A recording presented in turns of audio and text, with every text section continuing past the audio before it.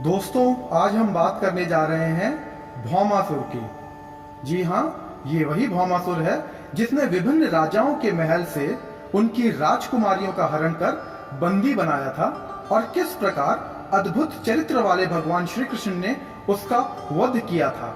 यह संपूर्ण कथा श्रीमद् भागवतम में श्री सुखदेव जी गोस्वामी ने राजा परीक्षित को बताई है।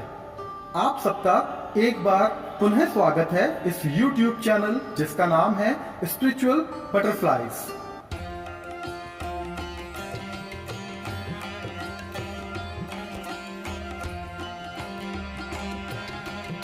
हरे कृष्णा दोस्तों, हम सबको पता है कि असुर सदैव ही भगवान के विरोधी होते हैं। अत्यधिक शक्तिशाली हो जाने पर असुर भौमासुर भी बहुत घमंडी और अहंकारी हो गया था।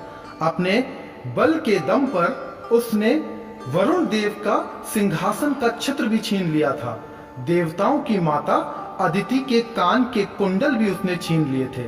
स्वर्गलोक के मेरु पर्वत के एक भाग पर भी उसने विजय प्राप्त कर ली थी और मणि पर्वत नामक भूभाग पर भी अधिकार कर लिया था। अतएव भौमासुर के उत्पादों के विषय में श्री कृष्ण को सूचित करने के लिए स्वयं स्वर्ग के राजा इंद्र द्वारका आते हैं और भौमासुर की ये सारी की सारी हरकतों के बारे में वो श्री कृष्ण भगवान को सूचित करते हैं। जब इंद्र द्वारका आते हैं तब श्री कृष्ण भगवान राजा इंद्र को ये आश्वासन देते हैं कि वो उनकी समस्या का समाधान करेंगे। इंद्र के वापस इंद्रलोक पहुंचने के बाद श्री कृष्ण भगवान अपनी पत्नी सत्यभामा के साथ तत्काल भौमासुर के निवास स्थान की ओर प्रस्थान करते हैं। वे दोनों गरुड़ पर सवार होकर जाते हैं। गरुड़ आकाश मार्ग से भौमासुर की राजधानी प्रयाग ज्योतिषपुर ले जाता है श्री कृष्ण भगवान और सत्यभामा जी दोनों को। प्रयाग ज्योतिषपुर नगर में प्रवेश करना कोई सरल कार्य नहीं था, क्योंकि इसकी भली भांति किलेबंदी की गई थी। चारों दिशाओं से नगर की सुरक्षा के लिए 4 सुदृढ़ और मजबूत दुर्ग बनाए गए थे। सुदृढ़ सैन्य शक्ति के द्वारा नगर चारों ओर से पूरी तरह से सुरक्षित कर दिया गया था। दूसरी पंक्ति के रूप में नगर के चारों ओर जल से भरी खाई बनाई गई थी, जिसे किसी भी दुश्मन या शत्रु के द्वारा पार कर पाना बहुत कठिन कार्य था। इसके साथ ही नगर के चारों ओर विद्युत के तारों का घेरा था और इसकी किलेबंदी अनिल नामक ज्वलनशील वायु से की गई थी। इसके उपरांत मुर नामक असुर द्वारा निर्मित कांटेदार तारों का एक आवरण था। जब श्री कृष्ण वहां पहुंचे तो उन्होंने अपनी गदा के प्रहार से सारे दुर्गों को तहस नहस कर दिया। सुदर्शन चक्र से जितने भी दुर्गों की किलेबंदी की गई थी, चाहे वह खाई हो चाहे विद्युतीकृत तारों का आवरण हो, उन सबको तहस नहस कर दिया। उसके बाद श्री कृष्ण भगवान ने अपना शंख बजाया और असुरों को युद्ध के लिए ललकारा। असुर मुर ने जब शंख की ध्वनि सुनी तो वह जाग गया और ये देखने के लिए खुद बाहर निकल कर आया कि हुआ क्या है। उसके 5 सिर थे और लंबे समय से वह जल में ही रह रहा था और पुर इतना प्रकाशवान था, उसके शरीर से इतनी अग्नि निकलती थी कि उसकी अग्नि की चमक से आसपास का जितना भी क्षेत्र था वो सब उज्ज्वलित हो जाता था। बाहर आते ही वह अपना त्रिशूल उठाकर भगवान कृष्ण की ओर दौड़ा। त्रिशूल घुमाकर उसने श्री कृष्ण भगवान के वाहन गरुड़ पर आक्रमण किया, लेकिन श्री कृष्ण भगवान ने अपने बाणों से उसके प्रहार को असफल कर दिया। भगवान श्री कृष्ण ने देखा कि मुर का त्रिशूल धीरे धीरे उनके वाहन गरुड़ की ओर बढ़ रहा है। उन्होंने तत्काल अपने युद्ध कौशल से 2 बाण निकाले और त्रिशूल की ओर फेंके, जिससे त्रिशूल टुकड़े टुकड़े होकर गिर गया। जब भगवान श्री कृष्ण ने मुर के सारे शस्त्रों को नष्ट कर दिया, तब मुर ने निहत्था अपने बाहुबल के घमंड में खुद स्वयं श्री कृष्ण भगवान पर आक्रमण कर दिया। तब श्री कृष्ण भगवान ने अपना सुदर्शन चक्र निकाला और तत्काल असुर के 5 सरों को काटकर उसके शरीर से अलग कर दिया और इस तरह श्री कृष्ण भगवान ने असुर मुर को मार दिया और युद्ध में पराजित कर दिया। तो मेरे दोस्तों, इसी मुर को मारने के बाद श्री कृष्ण भगवान का एक नाम पड़ा और वो नाम था मुरारी। मुरारी मतलब श्री कृष्ण भगवान जिसने मुर नामक राक्षस की हत्या की और इस पृथ्वी को और भक्तों को उसके अत्याचार से मुक्त किया, इसलिए भक्तों ने उनका एक नाम रखा और वो नाम था मुरारी। लेकिन दोस्तों, मुर जो असुर था उसके 7 पुत्र थे और उसके 7 पुत्र के नाम क्या थे, आइए ये भी हम जान लेते हैं। तो उसके 7 पुत्रों के नाम कुछ इस तरीके थे। पहला पुत्र का नाम था ताम्र, दूसरे पुत्र का नाम था अंतरिक्ष, तीसरे पुत्र का नाम था श्रवण, चौथे पुत्र का नाम था विभा वसु, पांचवें पुत्र का नाम था वसु, छठे पुत्र का नाम था नभस्वान और 7वें पुत्र का नाम था अरुण। जब ये 7 पुत्रों ने अपने पिता की मृत्यु का समाचार सुना तो 7 के 7 पुत्र बड़े क्रोधित हो गए और क्रोध के अंदर आकर उन्होंने ये निर्णय लिया कि वो श्री कृष्ण भगवान को सबक सिखाएंगे और इस युद्ध में वो श्री कृष्ण को हरा देंगे और अपने पिता की मृत्यु का बदला लेंगे। बदला लेने की भावना से वे अत्यंत क्रोध में श्री कृष्ण से युद्ध करने के लिए तत्पर हो गए।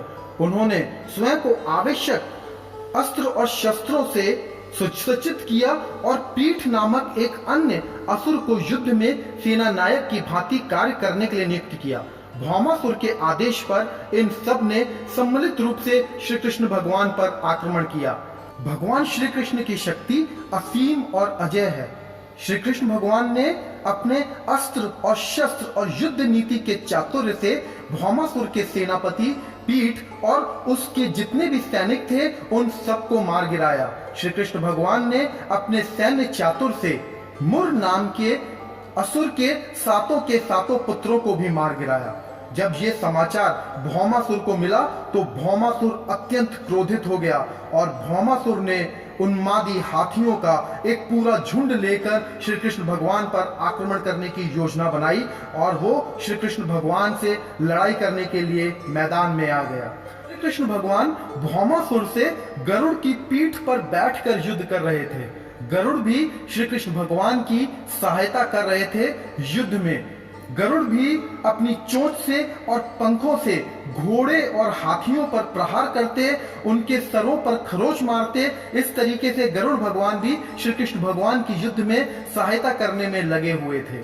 जब भौमासुर ने देखा कि गरुड़ उनके हाथियों को, उनके घोड़ों को विचलित कर रहे हैं, जिससे हाथी और घोड़े युद्ध में निर्णायक भूमिका नहीं निभा पा रहे हैं, तब भौमासुर ने गरुड़ को मारने का प्रण किया और अपना अस्त्र फेंका। लेकिन श्री कृष्ण भगवान ने भौमासुर के अस्त्र को निष्फल कर दिया और गरुड़ जी को बचा लिया।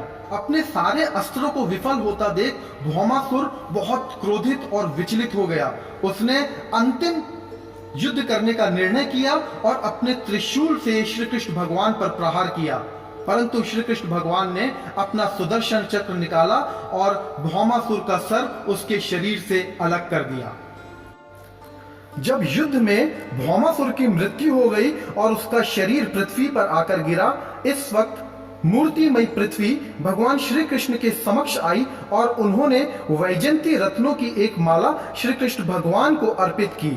उन्होंने रत्न और स्वर्ण से सज्जित देवताओं की माता अदिति के कान के कुंडल भी श्री कृष्ण भगवान को वापस लौटा दिए और साथ ही जो भौमासुर ने वरुण देव के सिंहासन का छत्र छीना था वो भी पृथ्वी माता ने श्री कृष्ण भगवान को वापस लौटा दिया। पृथ्वी ने श्री कृष्ण भगवान के चरणों में दंडवत प्रणाम किया और अत्यंत भक्ति भावपूर्ण कहा, शंख चक्र गदा तथा पद्म के चारों चिन्हों से विभूषित समस्त देवताओं के ईश्वर आप भगवान को मेरा सादर प्रणाम है। कृपया मेरा सादर प्रणाम स्वीकार कीजिए। हे भगवान, आप परमात्मा हैं और अपने भक्तों की कामना संतुष्ट करने हेतु आप अपने विभिन्न दिव्य अवतारों में पृथ्वी पर अवतीर्ण होते हैं। आपके समस्त अवतारों भक्तों की भक्ति पूर्व इच्छाओं के अनुकूल होते हैं। कृपया मेरी सादर प्रणाम स्वीकार कीजिए। भगवान की स्तुति करने के बाद पृथ्वी ने श्री कृष्ण भगवान से कहा, हे मेरे प्रिय भगवान, यदि आपकी अनुमति हो तो मैं आपके सामने भौमासुर जो मेरा पुत्र था उसके पुत्र को प्रस्तुत करना चाहती हूँ जिसका नाम भगदत्त है।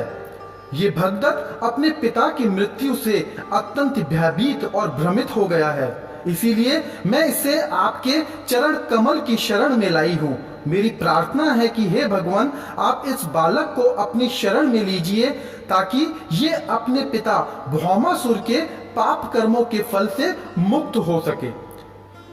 जब भगवान श्री कृष्ण ने पृथ्वी माता की स्थिति सुनी तो उन्होंने पृथ्वी माता को आश्वासन दिया और भगदत्त से कहा कि भयभीत ना हो।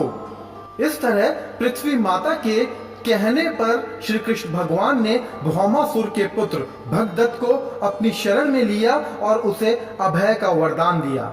इसके बाद श्री कृष्ण भगवान अपनी पत्नी के साथ भौमासुर के महल में प्रवेश करते हैं।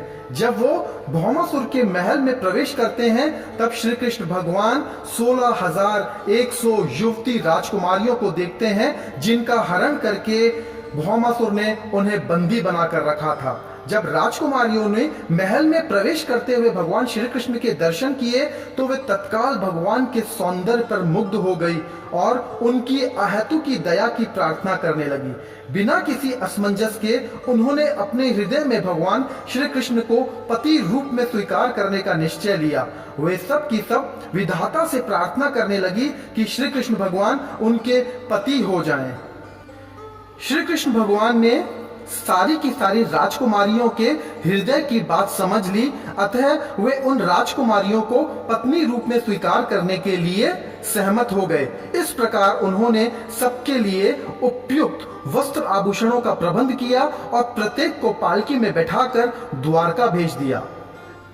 इसके पश्चात श्री कृष्ण भगवान और उनकी मुख्य पटरानियों में से एक सत्यभामा दोनों स्वर्ग की ओर प्रस्थान करते हैं और स्वर्ग पहुंचने के बाद स्वर्ग के राजा इंद्र और उनकी माता को भौमासुर से लिए हुए अदिति के कान के कुंडल लौटाते हैं। साथ ही वो वरुण के सिंहासन का छत्र भी देवताओं को लौटाते हैं जो भौमासुर ने युद्ध में देवताओं से छीन लिया था। जब श्री कृष्ण भगवान और सत्यभामा जी स्वर्ग से वापस द्वारका आते हैं, इसके पश्चात श्री कृष्ण भगवान भौमासुर की कैद से छुड़ाई हुई 16,100 राजकुमारियों से विवाह करते हैं। वे स्वयं को 16,100 विभिन्न रूपों में अवतरित करते हैं और एक ही साथ एक ही समय पर 16,100 कन्याओं से विवाह कर उन्हें अपनी पत्नी स्वीकार करते हैं। मेरे प्रिय मित्रों, मुझे आशा है कि इस भौमासुर के उद्धार की कथा से आपके बहुत सारी जिज्ञासाओं का समाधान हुआ होगा और साथ ही आपको अपने प्रश्न का उत्तर भी मिला होगा कि कैसे और किन स्थिति और परिस्थितियों में श्री कृष्ण भगवान ने 16,100 शादियां की। ये पूरा भौमासुर के उद्धार की कथा श्रीमद् भागवतम के 10वें स्कंद के 59वें अध्याय में आती है। मेरे मित्रों, अगर आपको ये कथाएं पसंद आ रही हैं और हमारा चैनल पसंद आ रहा है तो आपसे मेरा हाथ जोड़कर निवेदन है, कृपया कर इस चैनल को सब्सक्राइब करें, वीडियो को लाइक और शेयर करें और साथ ही कमेंट कर हमें बताएं कि और किन विषयों पर आपकी जिज्ञासा है जिसका समाधान आप चाहते हैं। आपका एक बार पुनः बहुत बहुत धन्यवाद हमारे आत्मबल को बढ़ाने के लिए। हरे कृष्णा।